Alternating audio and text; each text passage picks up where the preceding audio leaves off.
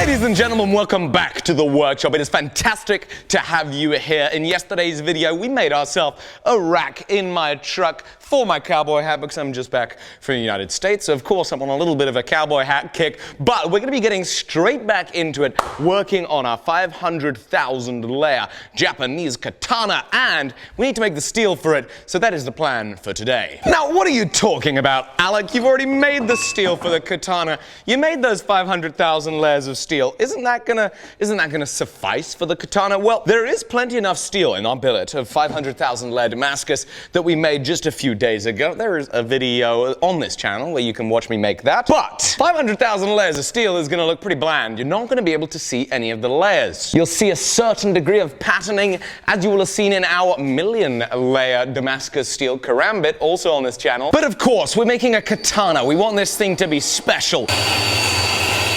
And so, in order for us to plan the patternation and make something rather beautiful, we've cut off this little piece of steel. We're going to give this piece a test etch. Now, you might be asking yourself, now, what is this piece of Damascus steel? Well, I made this up in the video entitled Less Yak Yak ... And I know it's difficult to tell exactly what it looks like, but it's essentially looking like this. Caveat time, I think. Now, either which way, what I do know for sure is that the next step is going to involve squaring off our steel here in the milling machine. And so we start milling. Now, in order to fatten up the content in today's episode a little bit, just like yesterday's episode, we're going to be doing some Q&A. So let's get to it. Lou Ace asks me, what was the hardest technique to learn while learning blacksmithing and knife making and such like that? Well, sadly, not a whole lot of what I do has been very easy to learn. It's always a difficulty learning pretty much all of it. I'd say for sure, however, that learning how to grind, especially grinding knives, that has been really difficult.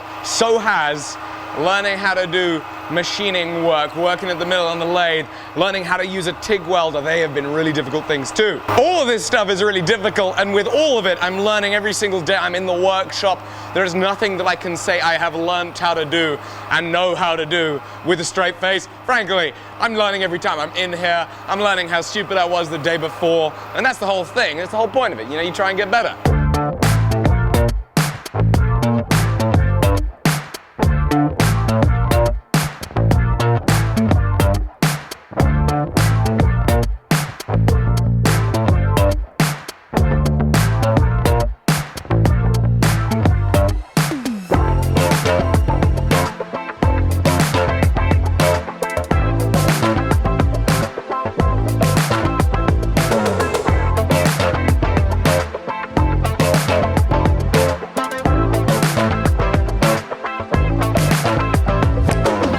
Plan, where we've been doing it, what's happening, where are we going? Well, we've done a four-way here. So we got our steel stacked up in a four. What this is going to do is, by taking this and arranging it in a four-way, we're going to get ourselves some explosion-y type patterns. Those explosion-y patterns, that explosion pattern is going to be drawn down into a rectangular piece of steel. That's going to be milled, it's going to be colored and angled and mosaiced, and then welded on to the 500,000 layer billet. Since we have a few seconds here, I thought I'd answer another question, and that is from Spicy 110. He has asked, what is something that you want to make that you know you're not ready to make yet?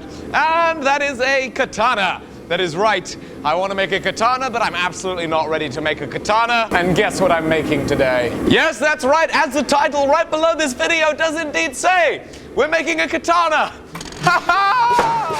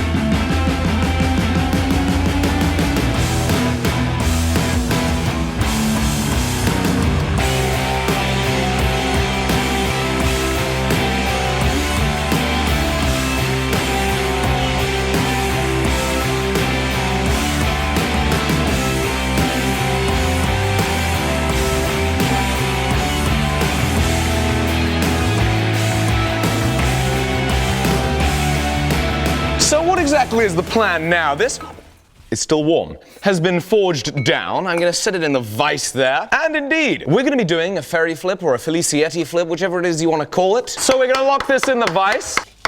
There we go. You contributed, Jamie. Thank you.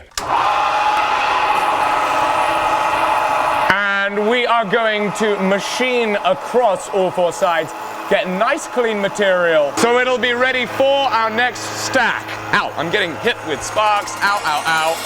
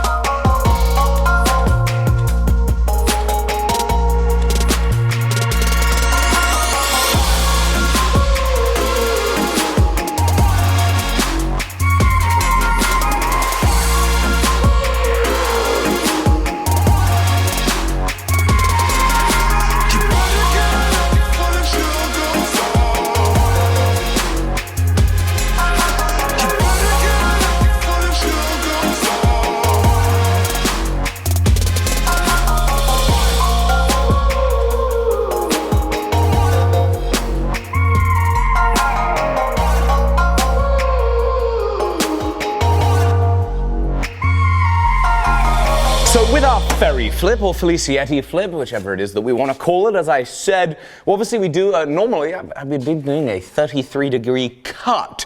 Now, Rad Knives on Instagram, make sure you check him out. He recommended that I give a 45-degree cut a try, and so it's exactly what we are going to try.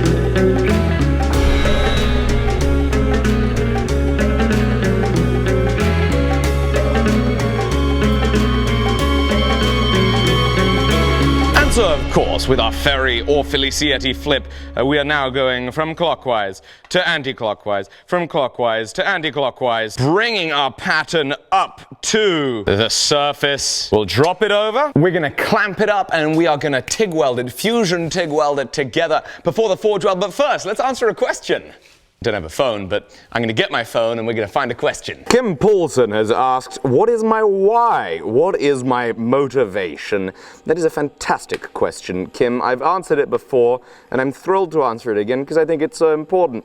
My why, my motivation, why it is that I do this and work so much is because in the future I'm very much looking forward to having a family, having kids, having a wife, and it takes a lot to provide for a family. And so that's why I work hard. And it's a real blessing to be able to do what it is that I do and enjoy it just so much. But at the end of the day, it's all about building something, building a legacy that is going to be helpful to my family, provide great things for them, and live a life that is in accordance with the example that I'd like to set for my own children in the future. Pretty fun stuff, really.